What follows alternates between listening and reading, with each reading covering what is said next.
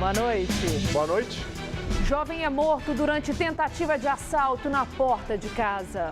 Estudantes são vítimas de arrastão dentro da USP. Candidatos à presidência concentram a campanha nos maiores colégios eleitorais. Caminhões circulam em horários proibidos por vias da capital. Estado Islâmico divulga mais um vídeo de decapitação de refém. Cinegrafista americano é contaminado pelo vírus Ebola na Libéria. E na série Cara de São Paulo, um padre irlandês que ajuda a reduzir o crime na periferia.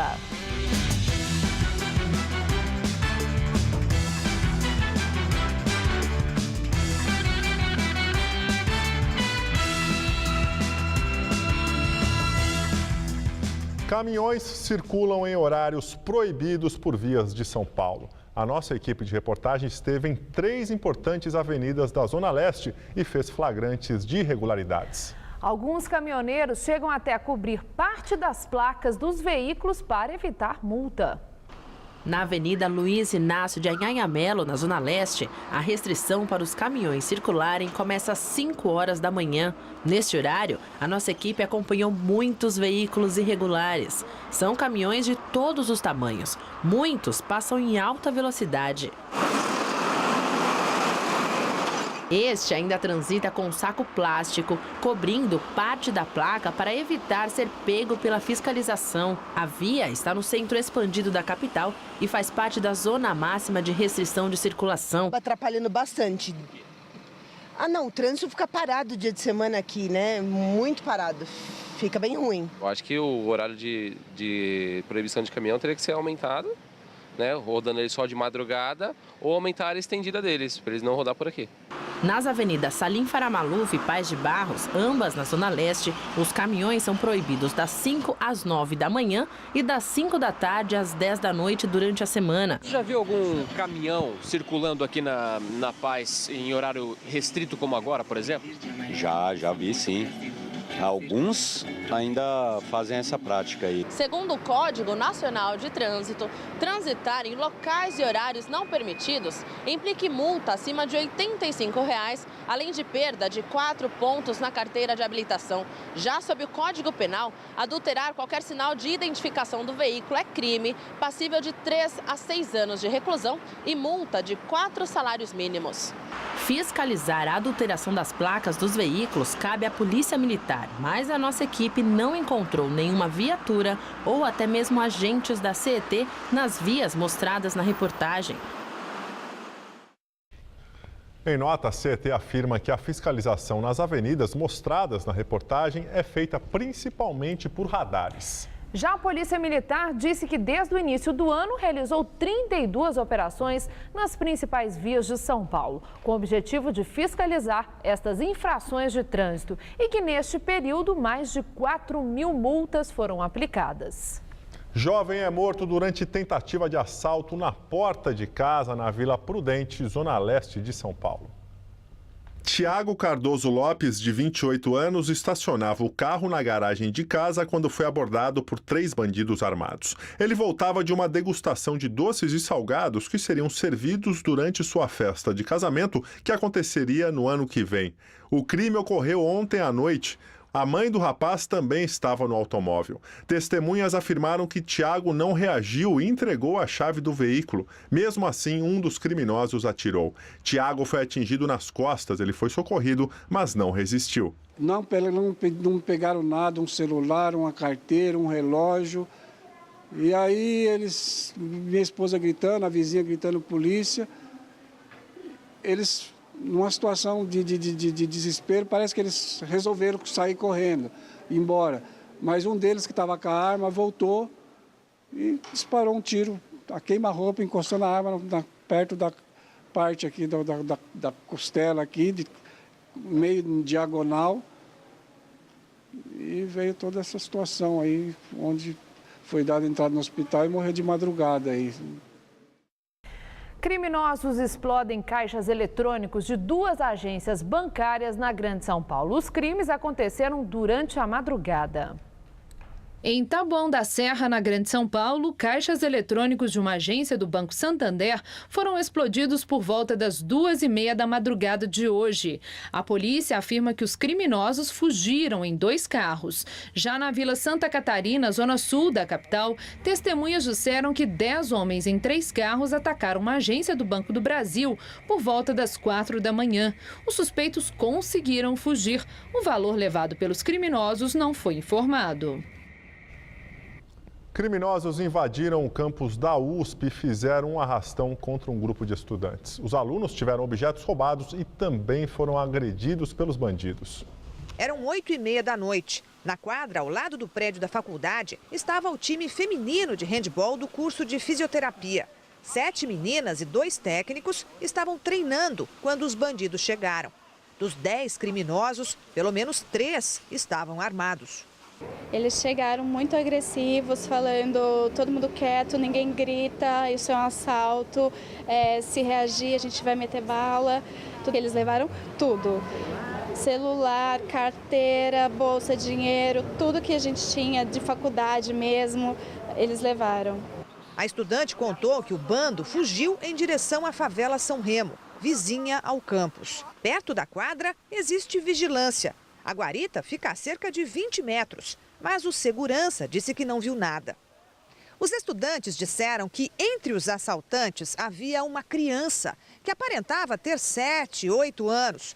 Esse menino era um dos que estavam armados, portava um revólver e pela conduta parecia até estar coordenando o ataque. Ele que fala assim, não, vamos revistar, não, eu revisto. E o menininho? Estava armado. Estava armado. A quantidade de assaltos no campus da USP mais que dobrou neste ano. Até agosto foram 80 casos. Não é um caso isolado, é uma coisa que acontece muito na USP diariamente e é muito bom que a gente está conseguindo colocar isso em evidência agora. Onda de violência em Santa Catarina completa uma semana. Desde sexta-feira passada foram registrados 60 ataques. Mais de 30 suspeitos estão presos. O ministro da Justiça, José Eduardo Cardoso, se reuniu hoje com o governador e ofereceu apoio à Força Nacional. A capital, Florianópolis, registra o maior número de ocorrências. Ônibus deixaram de circular à noite e as aulas foram suspensas nas universidades federal e estadual de Santa Catarina. Os atentados acontecem durante a madrugada em mais de 20 cidades do estado. Além de ônibus, casas de agentes de segurança e instalações públicas também são alvo dos ataques. Segundo a polícia, as ações são comandadas por membros de uma facção criminosa que foram transferidos para a Penitenciária Federal de Mossoró, no Rio Grande do Norte. As ordens seriam passadas para os presos da cadeia de São Pedro de Alcântara, em Santa Catarina, e então chegariam às ruas. Crise na Santa Casa. A instituição de saúde vai devolver ao governo do estado os hospitais estaduais de Franco da Rocha, de Francisco Morato, o penitenciário em São Paulo e o geral de Guarulhos, além do Centro Integral em Saúde Mental de Franco da Rocha. A medida foi tomada por causa da crise financeira que a instituição enfrenta. A Secretaria Estadual da Saúde fará a gestão dos hospitais e informou que os pacientes não serão afetados com a mudança. As unidades funcionavam pelo modelo de OAS, quando entidades sociais são pagas para gerir os hospitais. De acordo com o governador Geraldo Alckmin, já há outra organização social interessada em administrar esses hospitais.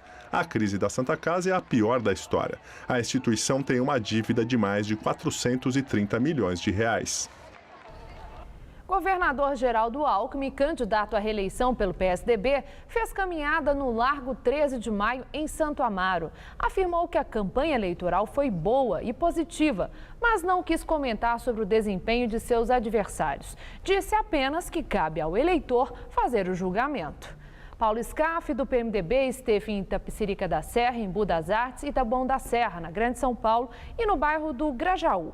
Disse que falta uma empurradinha para o segundo turno e que essa seria a oportunidade dos eleitores indecisos terem mais 20 dias para avaliar. E faltando apenas 2 dias para as eleições, quase 40% dos eleitores não sabem qual é o número do candidato no qual pretendem votar no próximo domingo. O dado faz parte de pesquisa Datafolha. Segundo o levantamento, 34% dos eleitores não sabem o número dos candidatos à presidência da República. O percentual é maior entre os candidatos que não aparecem bem colocados nas pesquisas de intenção de voto, mas não apenas entre eles. 45% dos que pretendem votar na candidata Marina Silva, do PSB, não sabem o número do partido. O percentual é de 37% entre os eleitores de Aécio Neves, do PSDB, e de 27% entre aqueles que planejam votar em Dilma Rousseff, do PT. Mais de 140 milhões de eleitores irão às urnas neste domingo. A repórter Carla Rodeiro está no Tribunal Regional Eleitoral e tem outros detalhes da votação em São Paulo. Carla. Bem, São Paulo não vai adotar nesta eleição a chamada lei seca, ao contrário de outros 15 estados e do Distrito Federal que vão proibir a venda de bebidas alcoólicas no dia da eleição. Bem, aqui ao meu lado está o juiz Marco Antônio Martim Vargas, que é assessor da Corregedoria. Boa noite. O TRE também entende que essa medida, que não é mais necessária essa medida?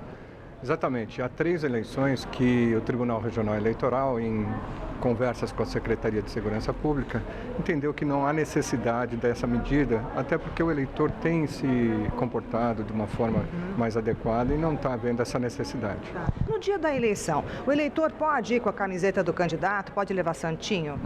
O eleitor pode fazer uma manifestação individual, né? Ele pode ter a sua camiseta, mas não pode ser uma camiseta impressa, aquela de silkscreen. É uma camiseta própria dele, mas isso não pode ser considerado uma propaganda e é proibido no dia da eleição. Bandeira também não pode levar? A bandeira, ele pode ter a bandeira, só que durante a sessão eleitoral, quando ele ingressar, ele não pode estar com ela para no momento do voto, que é um momento dele só para essa reflexão. Selfie na cabine de votação para postar na internet, é possível?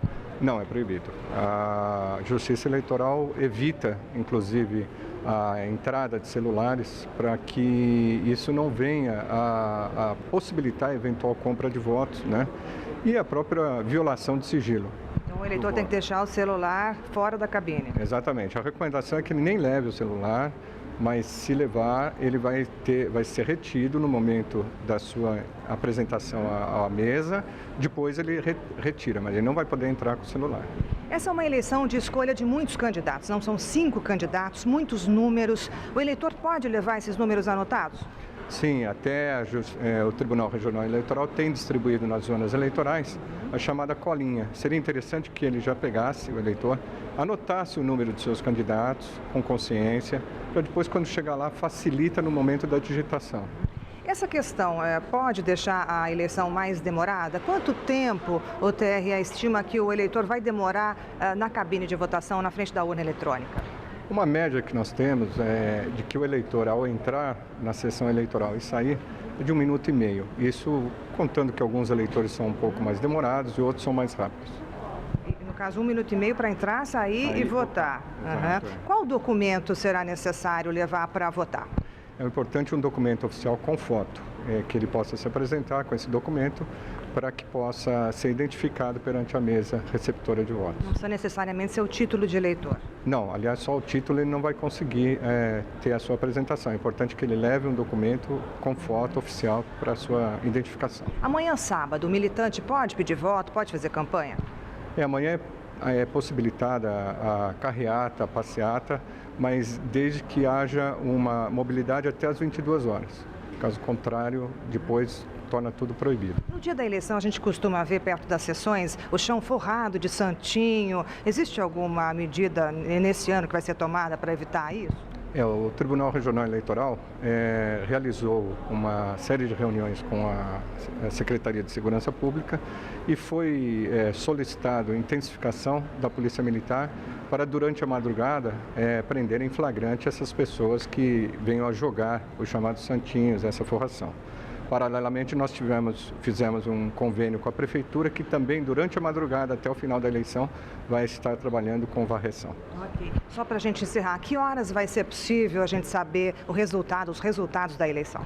Nós temos uma perspectiva que por volta de 23 horas nós já tenhamos cerca de 80%, que é um resultado seguro para a concretização dos números da eleição. Ok, obrigada, doutor juiz Marco Antônio. É com vocês no estúdio. Muito obrigado, Carla. Empresa de ônibus Sambaíba, que presta serviço de transporte municipal na zona norte de São Paulo, ainda não se manifestou sobre o relatório do Tribunal de Contas do município. Por unanimidade, os conselheiros do TCM concluíram que a empresa não cumpriu diversas obrigações de contrato firmado com a prefeitura em 2003. A concessionária atua principalmente na zona norte da cidade. No Terminal Santana, todos os ônibus são da empresa. A Sambaíba opera 130 linhas, abastecidas com 1.300 veículos. Para esse bairro, parece que colocam os piores. Já chegou vez de 2 plantões, quando eu trabalho dia sim, dia não. 2 plantões seguidos, o ônibus quebrar. Não chega tanto pendurar, mas amassado lá dentro, sabe? Não dá... É cheio. Na última quarta-feira, dia 1º de outubro, o Tribunal de Contas do município julgou como irregular a execução do contrato entre a concessionária e a prefeitura. Superlotação, falta de limpeza e a avançada idade da frota são os itens investigados pelo Tribunal de Contas do município. Para os passageiros, não há falta de higiene. É limpo, ele vai sentada. Desse ali eu não tenho do que reclamar. Eu nunca sento, eu pego 5 condução de manhã e 5 à tarde. Eu pego 10 condução por dia, tudo em pé. Segundo o Tribunal de Contas do município, a Sambaíba teria faturado 215% a mais do valor previsto em contrato entre 2005 e 2006, gerando um prejuízo de mais de 400 milhões aos cofres públicos. A nossa equipe tinha uma entrevista agendada com o representante da Sambaíba, mas a assessoria desmarcou. Em nota, a empresa diz que as informações divulgadas não são verdadeiras e que os dados são imprecisos. A nota esclarece ainda que a empresa renova os veículos a cada 5 anos e que somente neste semestre 300 novos ônibus foram adquiridos. Quanto à limpeza, a aviação explica que realiza higienização diária e dedetização a cada 90 dias. Mas as reclamações sobre o transporte público de São Paulo não partem somente dos passageiros da Sambaíba. Usuários de outras empresas também pedem melhorias.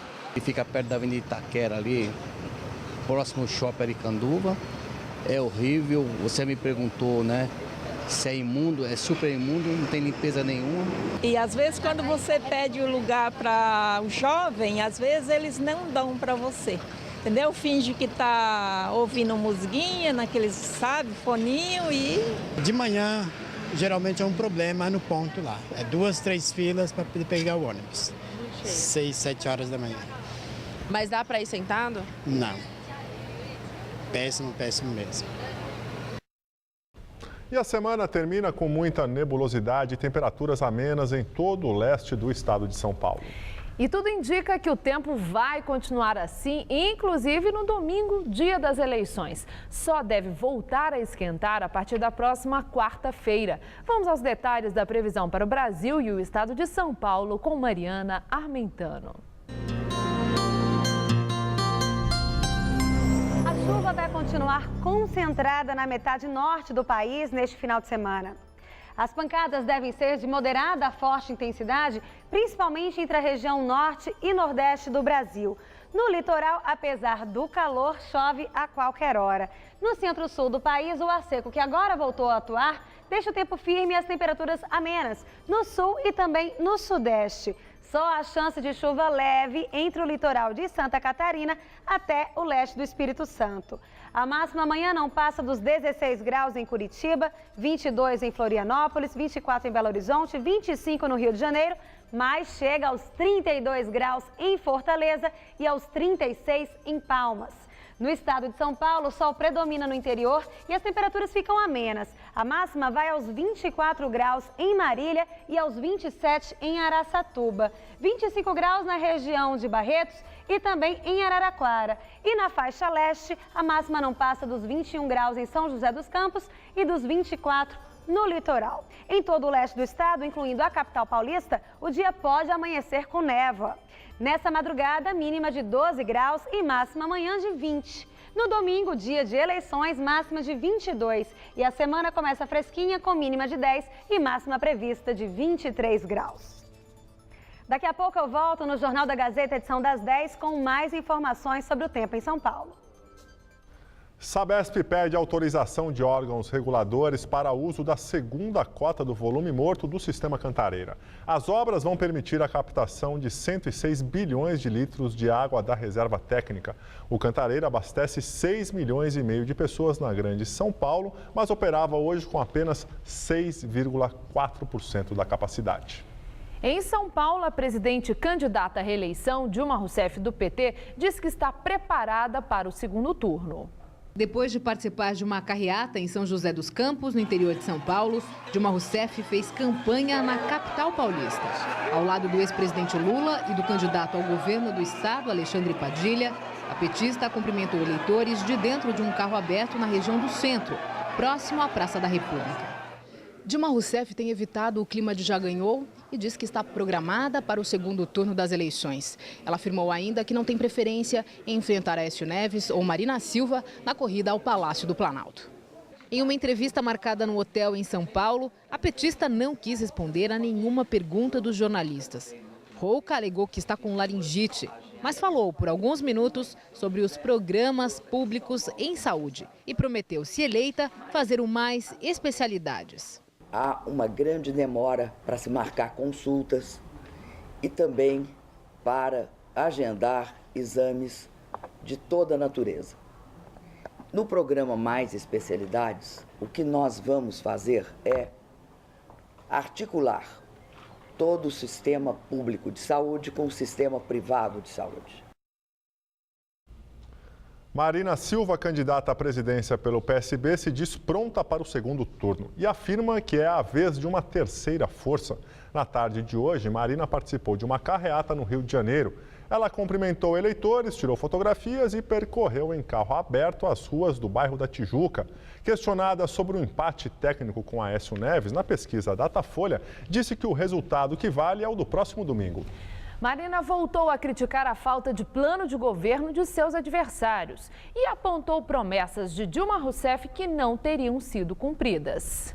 Em Minas Gerais, o candidato do PSDB, Aécio Neves, volta a criticar o suposto uso político dos Correios.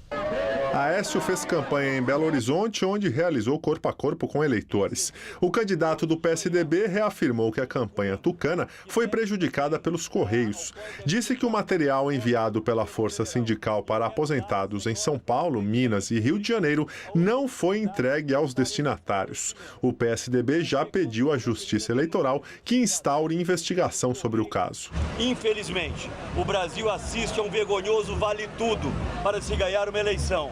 E esse vale-tudo, infelizmente, ameaça chegar a Minas Gerais. Aécio evitou falar sobre uma possível aliança com Marina Silva, do PSB, com quem disputa o segundo lugar na corrida pelo Palácio do Planalto. Essa união, no segundo turno, foi defendida pelo ex-presidente Fernando Henrique Cardoso em entrevista ao jornal O Estado de São Paulo. Aécio disse que só vai falar de segundo turno na hora em que o resultado do primeiro turno for anunciado. Nos últimos dias, Aécio tem investido na campanha em Minas. O objetivo é tentar alavancar a candidatura de Pimenta da Veiga, candidato tucano ao governo do estado, e sua própria candidatura. Pelas últimas pesquisas, a eleição estadual poderá ser definida no primeiro turno, com vitória do ex-ministro Fernando Pimentel, do PT.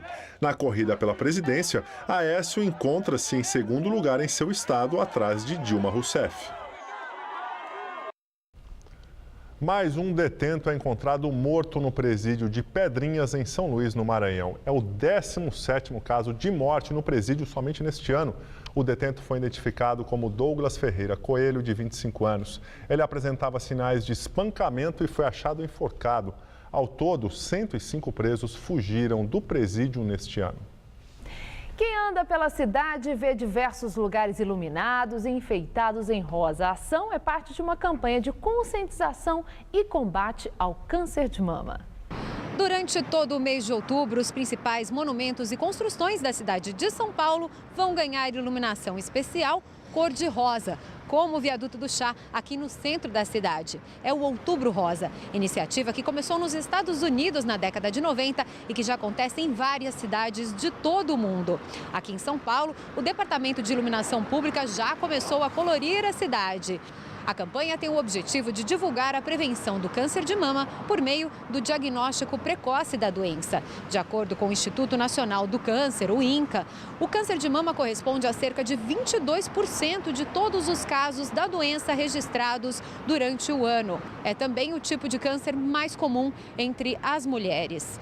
Aqui no Brasil, a taxa de mortalidade da doença ainda é alta, segundo os especialistas, provavelmente por conta do diagnóstico tardio da doença. Um padre irlandês que adotou o Brasil como sua segunda casa ajudou a diminuir os índices de criminalidade no Jardim Ângela, bairro que chegou a ficar mundialmente conhecido pela violência. Por seu trabalho, Padre Jaime, como é conhecido, é um personagem que é cara de São Paulo.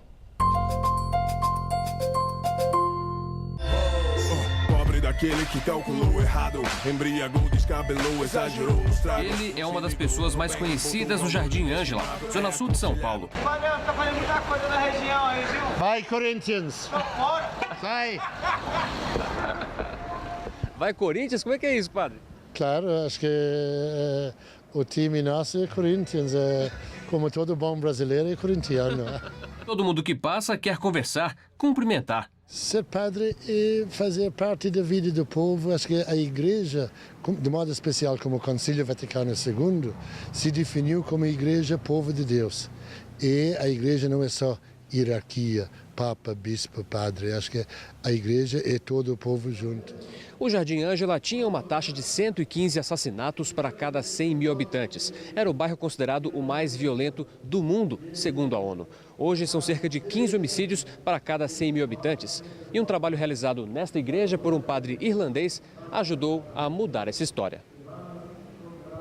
Sem o chapéu e vestido com a roupa usada nas celebrações, Padre Jaime dá vida a uma das mais fiéis comunidades católicas da periferia de São Paulo.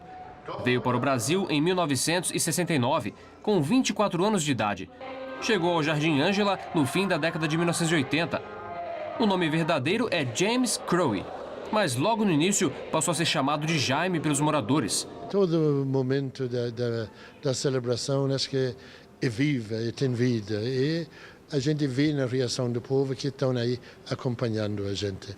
Aos poucos, Padre Jaime ganhou a confiança e o apoio de entidades da região e de líderes de outras crenças para tentar acabar com a violência que assustava a todos no bairro.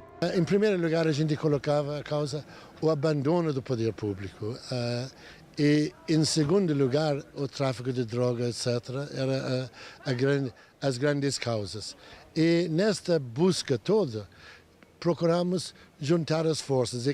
Tem uma frase que eu costumo usar, um provérbio africano, que diz o seguinte: gente simples, fazendo coisas pequenas, em lugares de pouca importância, realizam grandes transformações. Ele que construiu aqui, ele que lutou, levou os tapas na cara para construir. Fez muita coisa pelo bairro, é um excelente padre. Ele para só faltar, eu gosto dele. Os crimes voltaram a assustar este ano. Por isso, uma nova marcha para mobilizar a população está agendada para as próximas semanas. A simplicidade de Padre Jaime não esconde a importância dele para cada morador do bairro. Ele sabe que depois de tantos anos na cidade, já adquiriu a cara de São Paulo. Acho que já encarnei São Paulo na minha vida, eu acho que faz parte da minha vida, acho que de modo especial desta região sul de São Paulo que tem seus 4 milhões de habitantes e reconheço que tem tornado, acho que através das presenças, das atividades, uma presença, uma liderança neste pedaço da cidade. Eu te amo, eu louvarei pelo que fez em minha vida, pra sempre adorarei, pois tu curaste minhas feridas. E parte da população elege santos anônimos nos cemitérios de São Paulo. São fiéis em busca de milagres que circulam atrás de túmulos onde estão enterradas pessoas com fama de atender pedidos. Flores são depositadas quase todos os dias. O cemitério São Pedro, na Vila Alpina, zona leste de São Paulo, abriga os túmulos das 13 almas. São pessoas que morreram em fevereiro de 1974 no trágico incêndio do edifício Joelma. Desde então, o local passou a ser visitado por quem acredita que as 13 almas auxiliam quem pede ajuda. A prática é comum pela cidade. No cemitério do Araçá, um dos mais antigos de São Paulo, com 127 anos, doces e até bilhetes de agradecimento homenageiam João dos Santos Franco Sobrinho, conhecido como Guga, uma criança que, segundo os mais antigos, teria poder para realizar desejos. Este é o túmulo onde o Guga foi sepultado aos 3 anos de idade. Conta a história que ele previu a própria morte 15 dias antes de morrer. O cemitério da Vila Formosa, na Zona Leste, é o maior da América Latina, com quase 800 mil metros quadrados e cerca de 20 enterros por dia. Aqui, um túmulo chama a atenção. É o de Débora, que morreu em 27 de outubro de 1983, aos 5 anos. Os visitantes são quem bancam as reformas e manutenções do túmulo. Mas sempre tem gente visitando. Por que será que vem tanta gente aqui? Porque falam que consegue graça, né? Pede uma graça, alcança. O atual administrador do cemitério está há 1 ano e meio na função e garante que já foi ajudado depois de fazer um pedido para Débora. Quando eu comecei aqui, eu estava em situação meio difícil, financeira, e como vinha todo mundo, eu reconheci aqui, conheci a Débora aqui, eu fiz os meus pedidos, né? E graças a Deus e a fé que acho que eu tive e a força que ela tem, eu consegui realizar os meus pedidos, né?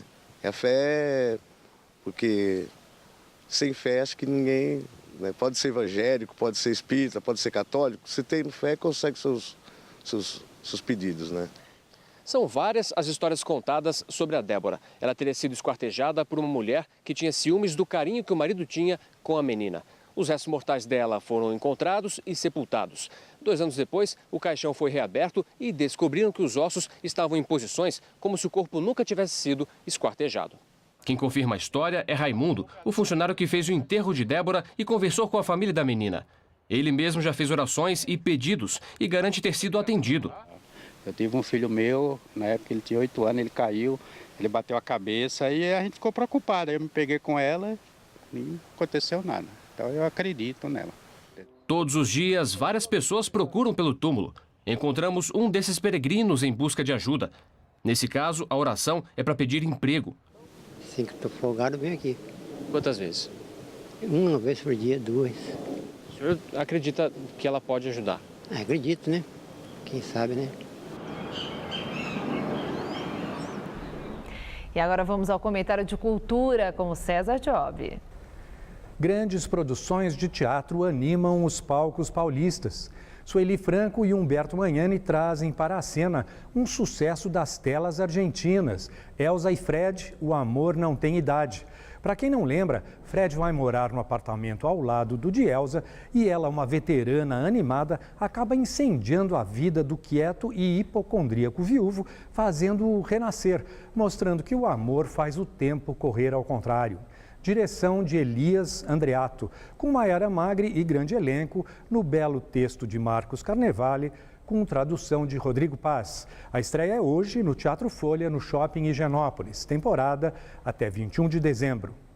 Outra estreia de hoje é Querida Mamãe, no Teatro J. Safra, na Barra Funda, uma remontagem do texto de Maria Adelaide Amaral, muito premiado em 1994, com Eliane Jardim e Eva Vilma. Agora quem faz os papéis de mãe e filha são Estela Freitas e Cássia Linhares, com direção de Suzana Garcia e Erson Capri. A trama enfoca conflitos e sentimentos na relação mãe e filha. E essa delicada relação também é o mote do espetáculo Bem-vindo Estranho, que traz Regina Duarte ao Teatro NET São Paulo só até 12 de outubro. A peça é baseada no texto inédito Be Mine, da britânica Angela Clerkin. A direção é de Murilo Pasta. E amanhã estreia no MUBI, no Jardim Europa, a peça As Lágrimas Quentes de Amor, que só meu secador sabe enxugar. Uma parceria dramatúrgica entre Pedro Granato e Paula Coin. Ela, sozinha no palco, dirigida por ele, faz uma mulher recém-separada em busca de uma identidade. Até 26 de outubro. Aproveitem. Boa noite. E agora vamos às notícias do esporte com Gabriel Cruz e Osmar Garrafa. O Palmeiras abriu ontem a 26ª rodada do Brasileirão. e foi com vitória. Mas suada, né, Osmar? Tudo bem? Tudo bem. E o time paulista venceu a Chapecoense e saiu da zona de rebaixamento. Vamos aos gols. No Pacaembu, a Chapecoense saiu na frente com este gol de Leandro, 1-0. Mas o Palmeiras reagiu e igualou o marcador com Wesley, 1-1. Foi aí que Henrique entrou em ação. O artilheiro do campeonato marcou 3 gols e deixou o Palmeiras com uma ótima vantagem na partida, 4-1. A Chapecoense ainda descontou com Leandro, mas já era tarde, final 4-2 para o Palmeiras. E amanhã ocorrem os 9 jogos que completam a rodada do Brasileirão. Saiba quais são os confrontos. O Flamengo recebe o Santos no Maracanã às 4h20 da tarde. No mesmo horário, o Fluminense encara o Bahia no Mané Garrincha, em Brasília. Em Curitiba, no Couto Pereira, um clássico entre Coritiba e Atlético Paranaense. Em Salvador, o Vitória tem pela frente o Botafogo. O jogo vai acontecer no Barradão. Na Arena do Grêmio, em Porto Alegre, duelo de tricolores entre Grêmio e São Paulo. Às 6h30 da tarde, o Corinthians irá enfrentar o Sport na Arena Itaquera, aqui na capital paulista. No mesmo horário, o líder Cruzeiro recebe o vice-líder Internacional no Mineirão.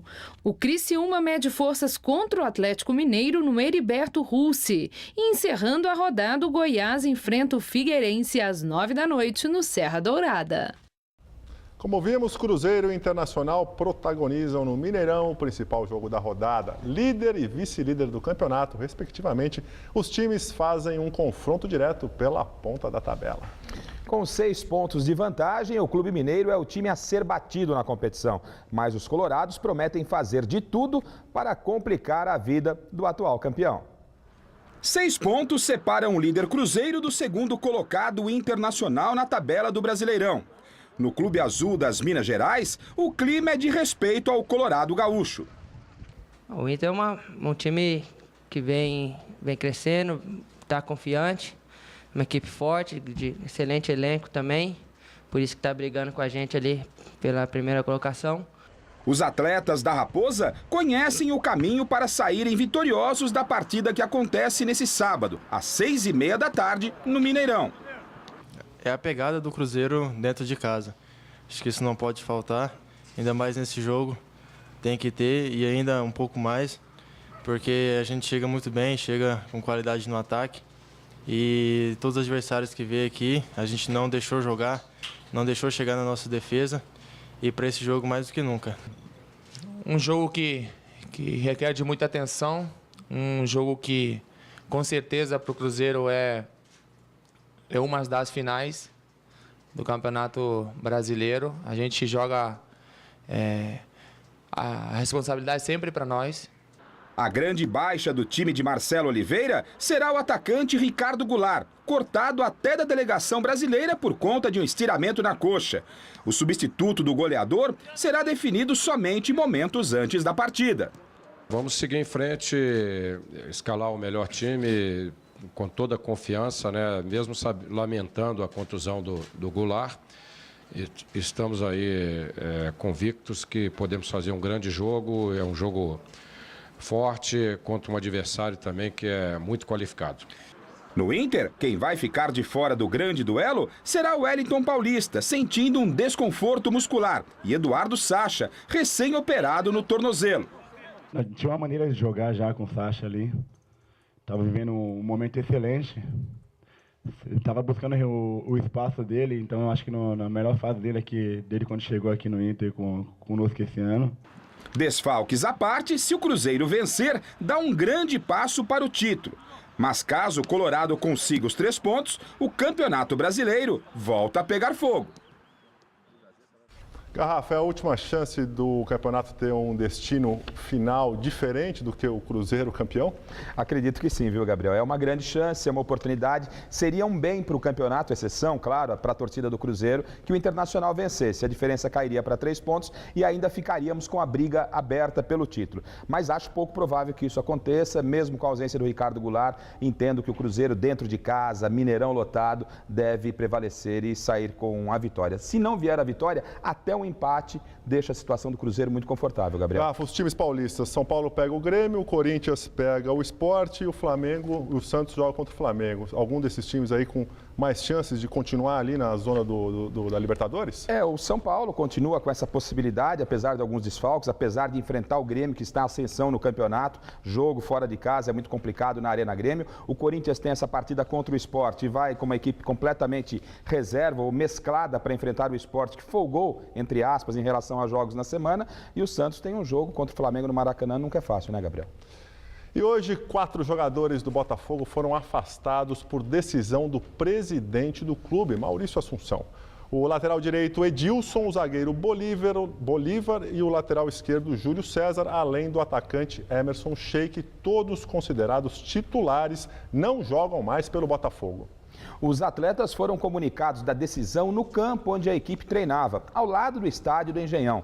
17º colocado no Campeonato Brasileiro, há meses o Botafogo vive uma crise com problemas de salários atrasados dos jogadores.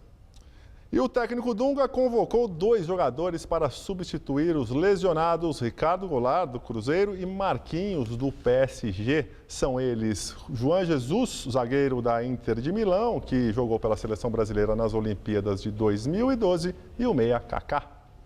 O meia do São Paulo não era convocado havia 1 ano e meio. Sua última passagem pela seleção brasileira foi em março de 2013, quando recebeu uma chance de Luiz Felipe Scolari nos amistosos contra Itália e Rússia. Ex-melhor jogador do mundo, Kaká jogará nos Superclássicos das Américas contra a Argentina no dia 11 em Pequim e no amistoso contra o Japão no dia 14 em Singapura. Osmar, valeu pela sua presença aqui. Bom final de semana. Até a próxima. Bom final de semana. Tchau, tchau. Stella, é com você?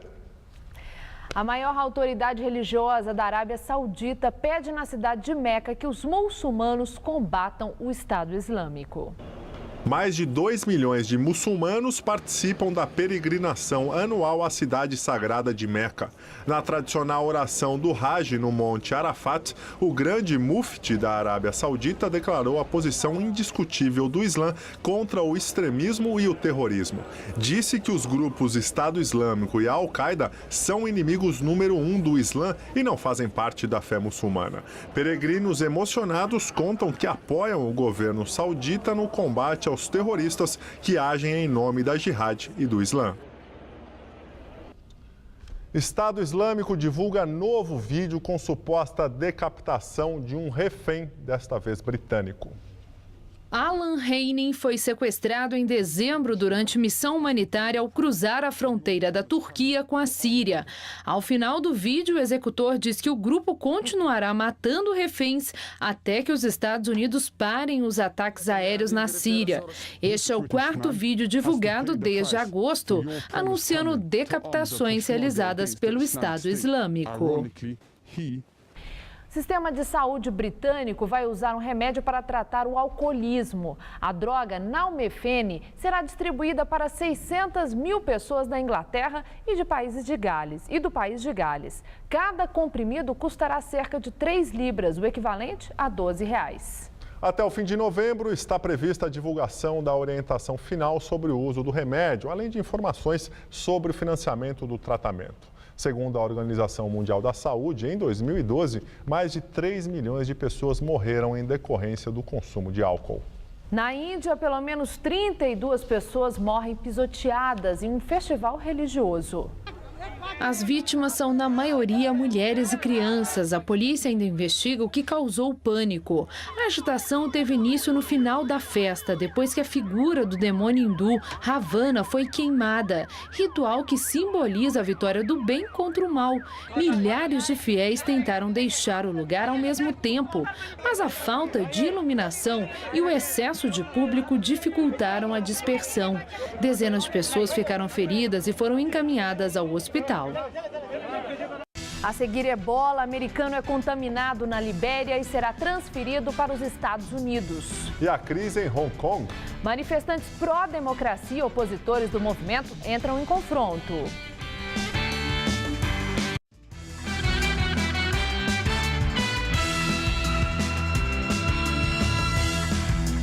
Esquema de segurança nas eleições é antecipado no Rio de Janeiro por causa da violência.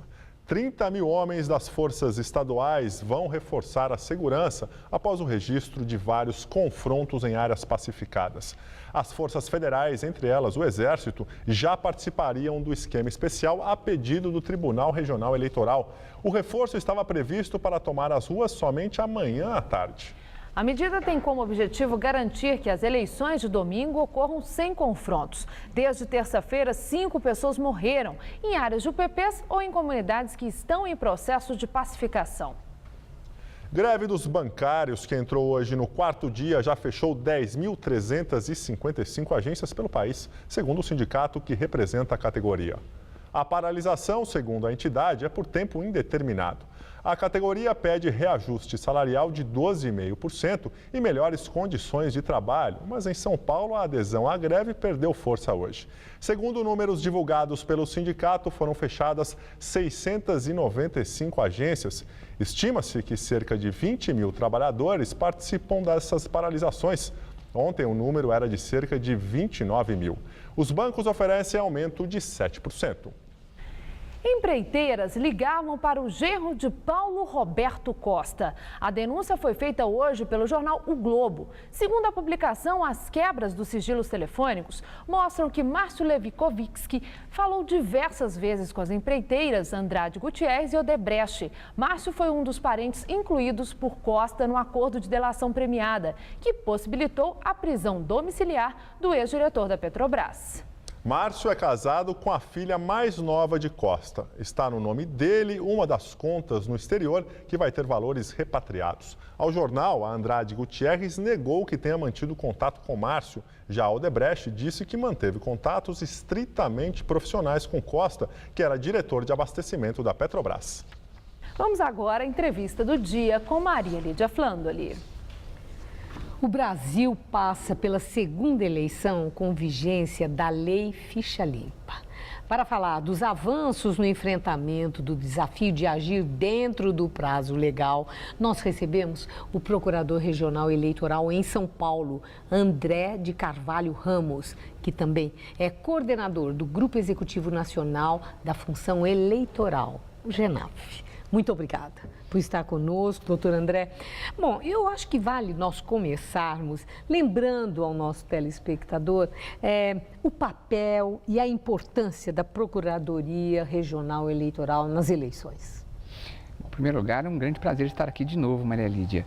E realmente o Ministério Público Eleitoral tem um papel que entendo importante, mas que é um papel para ajudar justamente eleições limpas, eleições justas, ou seja, que os dois protagonistas, vamos chamar assim, o eleitor e os candidatos, ambos então possam, na chamada enriquecimento das ideias, na busca justamente do convencimento e levar aquilo que todos gostaríamos que isso ocorresse, que é o aperfeiçoamento da nossa democracia.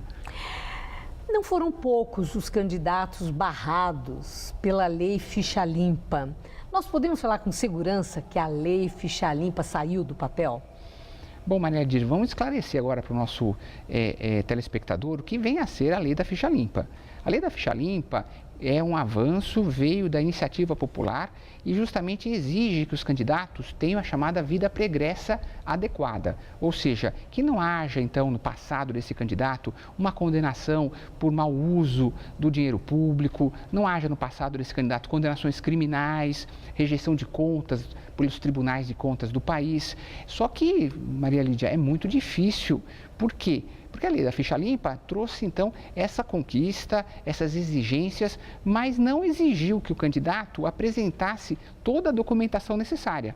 Então, coube às procuradorias regionais eleitorais em todo o país, a Procuradoria-Geral Eleitoral, organizar um gigantesco banco de dados para que houvesse, então, um cruzamento das informações que nós tínhamos sobre as condenações dessas pessoas com os registros de candidatura. E num prazo, Maria Lídia, que talvez o nosso telespectador não saiba, de apenas 5 dias para que pudéssemos impugnar as pessoas, claro, né, que tinham tido essas condenações. E foi, então, um trabalho muito difícil, exato, mas que nós estamos agora orgulhosos, porque sim, houve as impugnações, o Tribunal Regional Eleitoral aqui de São Paulo e todos os demais do país, tem que ser dito, reconheceram, e as impugnações, muitas delas, levaram, então, ao indeferimento do registro do candidato.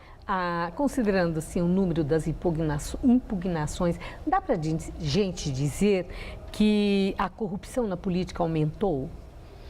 Bom, Maria Lídia, é muito difícil. Eu entendo até que talvez haja até um certo preconceito, tendo em vista que os casos são mais noticiados.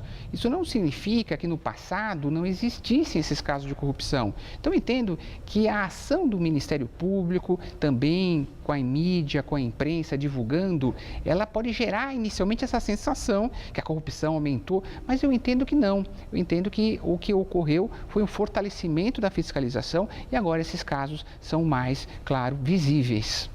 Falando em casos visíveis, são esses exatamente que chamam a atenção do telespectador, mas do eleitor. Né? Os casos muito conhecidos, notórios, que são barrados e que usam do recurso para instância superior solicitar novo julgamento e com isso ganham tempo. Foi o caso do José Roberto Arruda lá em Brasília, de Paulo Maluf aqui em São Paulo. Tem cabimento político considerado ficha suja em instância superior, ainda usar do recurso para pedir ao Supremo uma nova avaliação? Não existem mecanismos que impeçam esse expediente, que empurra com a barriga e que pode levar o eleitor a um imenso prejuízo, que é a sua decisão da hora do voto? Bom, Maria Lídia, essa é uma previsão da lei, que o candidato com seu registro indeferido pode continuar a campanha naquilo que a lei denomina pela sua conta e risco, ou seja, ele continua fazendo campanha até que os recursos tenham sido totalmente analisados e indeferidos. Quando há, então, o trânsito julgado, então ele não pode mais fazer a campanha, não poderia, então, constar da urna. É que, em geral, isso ocorre depois das eleições. E a consequência para um candidato que vai disputar as eleições com o registro indeferido é muito drástica. Os votos são considerados nulos e realmente é um grande prejuízo para o eleitor, né? Para a democracia. Muitas vezes esses candidatos são chamados puxadores de voto. E o que poderia resolver isso? É mais juízes para julgar mais depressa? Ou os tais mecanismos que eu não sei quais seriam que impedissem, já que, pela lei, foram julgados por uma Câmara de Juízes, instância superior e condenados? Eu entendo que, como há sempre o risco de uma reversão, que talvez, então, o candidato com registro indeferido consiga, né, hipoteticamente, uma vitória, né, ao apagar das luzes, eu entendo que talvez seja muito drástico impedir, enquanto os recursos não tenham sido esgotados, a sua candidatura. Mas eu entendo que é necessário, claro, que haja uma reforma. Por exemplo, trazer o período de registro para um período um pouco anterior. Há, claro, uma concentração de esforços para a análise de todos os recursos em um prazo mais adequado. Eu acho que essa experiência, tanto nas eleições de 2012 quanto na de 2014, que os candidatos efetivamente barrados pela ficha suja, ficha limpa, porque eram fichas sujas, estão indo para as eleições agora neste domingo, com essa espada, vamos chamar assim, sobre a cabeça do eleitor, porque ele vai lá, ele vê na urna eletrônica a foto, ele vai então digitar o número, vai aparecer, então ele vai confiar que o candidato está, vamos chamar assim, quite com a justiça e não está. Entendo que essas duas experiências indicam que para 2015 é necessária uma reforma. Eu agradeço muito sua entrevista, parabéns pelo trabalho. Obrigado. Uma boa noite, muito obrigada. Obrigado.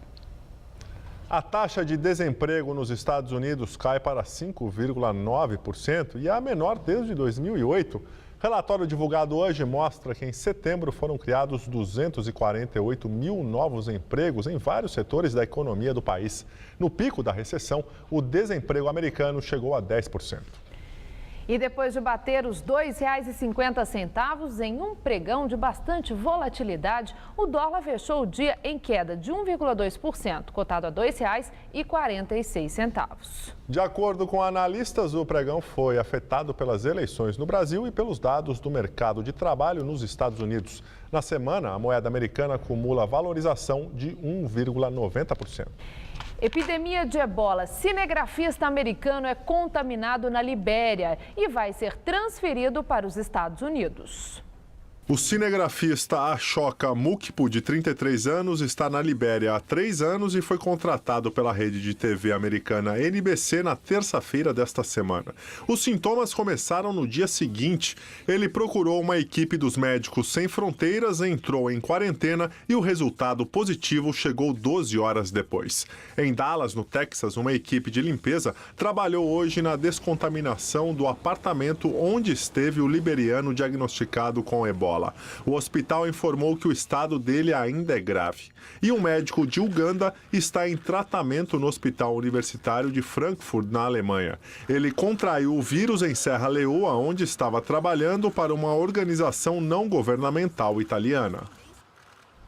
Tensão em Hong Kong. Manifestantes por democracia cancelam diálogo com o governo. Eles foram atacados nas ruas por opositores do movimento. No 7º dia de manifestações, houve confrontos em 2 bairros do território. Os líderes do movimento afirmam que foram atacados por gangues pró-governo e acusam a polícia de permitir a violência. Já a polícia sustenta que está fazendo o melhor que pode diante da situação. Por causa das confusões, a Federação dos Estudantes decidiu cancelar o encontro com a secretária-chefe da administração da cidade. Ela foi indicada para intermediar o diálogo pelo chefe do executivo, Leung Chun-ying, que se recusa a deixar o cargo. A renúncia de Leung é a exigência do movimento por eleições livres no território. Pequim determinou que somente candidatos pré-selecionados por um comitê poderão disputar a eleição local marcada para 2017. Hong Kong é uma região administrativa especial da China, com mais autonomia e liberdade de expressão que o continente. Cerca de 300 advogados participaram de uma vigília em apoio ao movimento por democracia. E o Jornal da Gazeta fica por aqui. Essas foram nossas principais notícias. Jovem é morto durante tentativa de assalto na porta de casa. Estudantes são vítimas de arrastão dentro da USP. Candidatos à presidência concentram a campanha nos maiores colégios eleitorais. Caminhões circulam em horários proibidos por vias da capital. Estado Islâmico divulga mais um vídeo de decapitação de refém. Cinegrafista americano é contaminado pelo vírus ebola na Libéria. E na série Cara de São Paulo, você conheceu um padre irlandês que ajuda a reduzir o crime na periferia. A edição de hoje pode ser vista daqui a pouco no site tvgazeta.com.br/Jornal da Gazeta. Mais notícias no Jornal da Gazeta, edição das 10, que com o fim do horário político, volta a ser exibido às 10 da noite. O Jornal da Gazeta volta amanhã às 19 horas. Uma boa noite.